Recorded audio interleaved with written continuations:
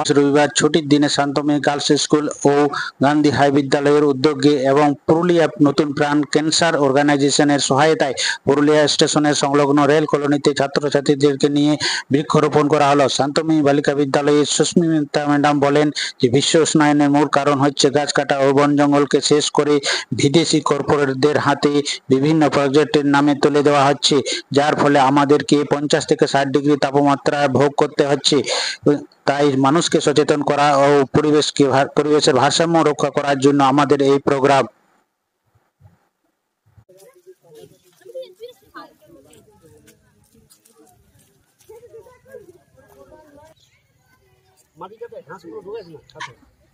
এখানে গান্ধী হাই বিদ্যালয়ের মাস্টারমশাই সুদীপ ঘোষাল ছাত্রীদের সাথে গাছ লাগাচ্ছেন এবং বোঝাচ্ছেন কিভাবে গাছ লাগাতে হয়, সেটাই তিনি করে দেখাচ্ছেন।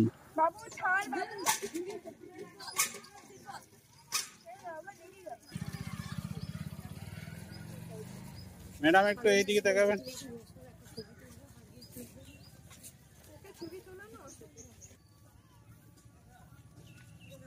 বেশ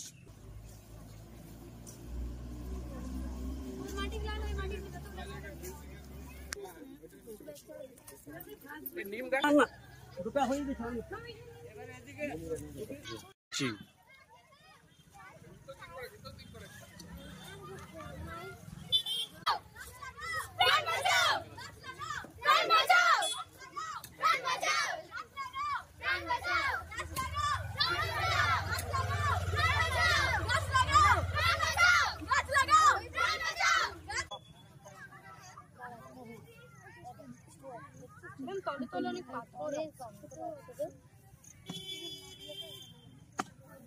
অনেক পাথর ঘাস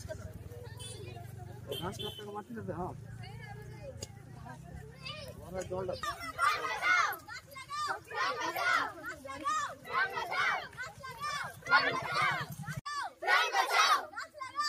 তো 2 সপ্তাহ ধরেই গাছ লাগানোর কাজ শুরু করেছে।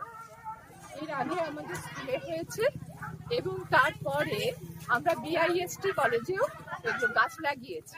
আজকে আমাদের কমিউনিটি অ্যাওয়ারনেস ড্রাইভ, সবাই যাতে সচেতন হয় গাছ লাগানোর উপকারিতা সম্বন্ধে, তাই কিন্তু ছাত্রছাত্রীদের সঙ্গে নিয়ে আমাদের এই আয়োজন। সকলকেই এই কর্মসূচি গ্রহণ করতে হবে। যারা পুরুলিয়ার বাসিন্দা আছেন তারা প্রত্যেকেই এই কর্মসূচি গ্রহণ করুন, বিভিন্ন জায়গায় গাছ লাগান, কারণ গাছ আমাদের মানে কি বলবো, সবাই জানেন যেটা গাছ মানে গাছ লাগালে আমরা কি কি উপকারিতা পাই গাছ থেকে। এখন মানুষ প্রচুর গাছ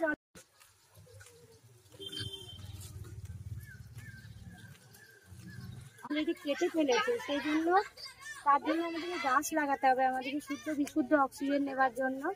আর প্রচুর গাছের দরকার, পুরুলিয়াতেও প্রচুর গাছের দরকার। আমরা যখন বাইরে যাই দেখেছি বিভিন্ন স্টেটে রাস্তার ধারে প্রচুর গাছ লাগানো থাকে।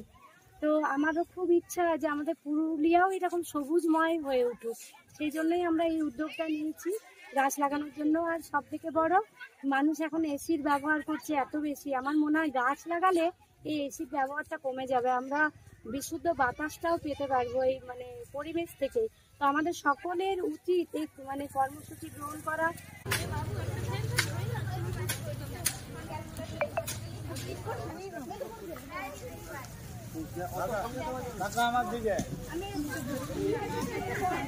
গাছগুলো ঢুকাস না তুই সরা।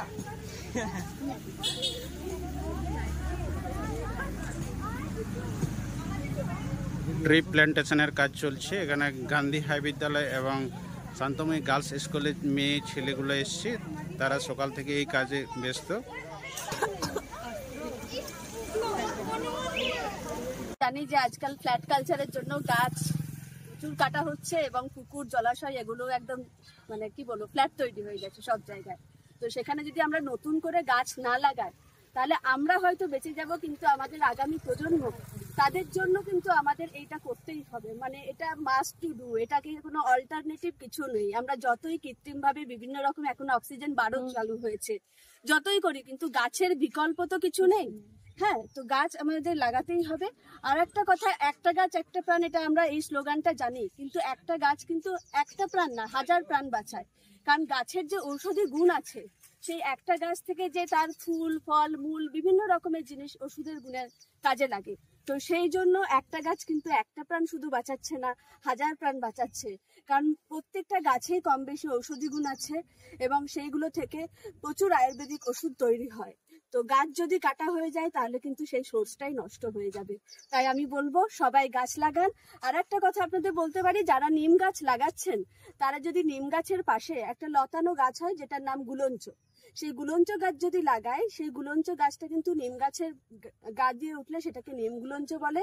সেটা যেমন আপনাদের সুগার কমাতে কাজে লাগে এবং বডির ইমিউনিটি বাড়াতে, যেটা আমরা সংশমনী বটি বলে, বা গুলঞ্চর যে কাড়া বা এগুলো কোভিডের সময় অনেকেই খেয়েছেন।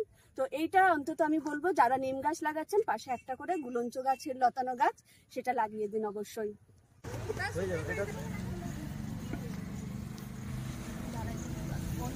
আপনারা টাকা নেই পাশে